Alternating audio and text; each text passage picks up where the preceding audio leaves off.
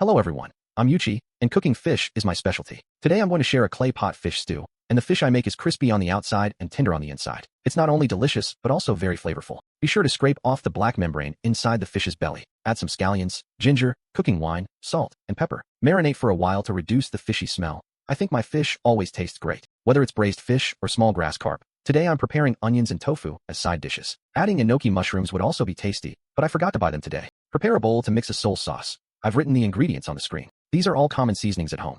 Next, lightly fry the tofu. Fry the tofu until the surface is crispy, so it will be tender inside and out. Once the tofu is done, add the fish pieces. If you're worried about sticking, you can sprinkle some salt to prevent it. If you have a clay pot, use that for stewing. If you don't have a clay pot at home, a wok works well too. Add the onions and tofu together. Finally, pour in the soy sauce and stew for about 7 minutes. Then add the green and red chili peppers and stew for another minute or two before turning off the heat. You can see that it should look very tender now. I'm not bragging. I'm quite good at cooking fish, so friends who love fish, remember to follow me. I'll share other recipes next time.